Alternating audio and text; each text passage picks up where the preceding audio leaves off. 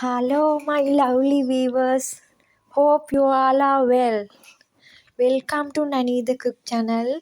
Today I'll show you how to make an easy dinner. This can use as a dinner or lunch. Here I have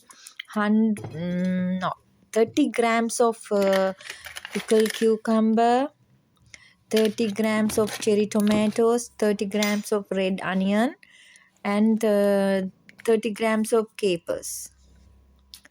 Also, I have some Rocca, so I have some cottage cheese. So you have to cut them small, and all together you have to mix it well. Then add some lemon, and also you have to add some olive oil and pinch of salt. It's gonna be really exciting and a delicious dinner.